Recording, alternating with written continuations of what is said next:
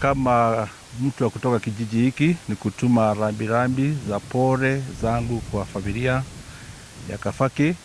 Tunaambia poleni sana kwa sababu ya kupoteza mmoja wetu. Familia hii ni jirani yetu na hivyo sisi zote tunaomboleza pamoja na wao. Kuna hatari.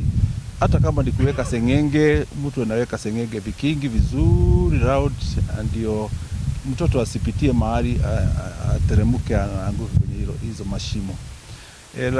Lingine ni kwamba serikali tunajua kwamba kupitia kwa NEMA watu wote ambao wanachimba hizi mawe huwa wanasurutishwa kutoa shilingi milioni 1 katika kila kware inapeanwa kwa NEMA. Hii pesa ni ili mtu kama ataondoka na asizibe hizi mashimo, NEMA inaajibika kuja kuziba hizi mashimo. Tunataka kuuliza NEMA, tunawauliza wakuje wafuatilie hizi mashimo kwa maana kuna hatari mingi sana hizi mashimo zikiwa zimebakia zikiwa open.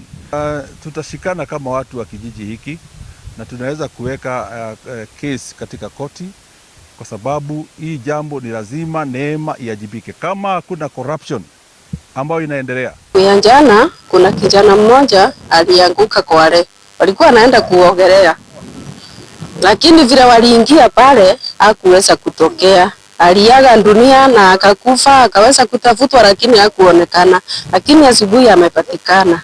Sasa kenye tunaweza sema watoto wetu wasikie, wasirudie kuenda kuogelea Kwale. Ndio wazazi wanapaki na machozi. Ombi tuko nayo, tufunikiwe. Ndio watoto wamekufa sana. Hata kama si watoto, kuna watu wakubwa wanaanguka Kwale, wengine wanaaga. Hapo ni kweli kaunti zimekuwa zikiokota cess kwa miaka zenye county government ilianzisha, wamekuwa wakiokota. Sasa na ni muhimu hiyo cess ya upande wa huku itufanyie kazi na itekeleze wajibu wake ipasavyo.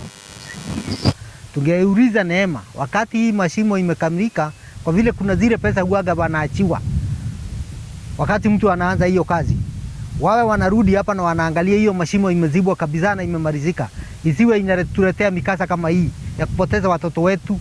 Wengine ni wazazi wako na familia na mtu akipotezwa tunakuwa na wajane juu ya negligence.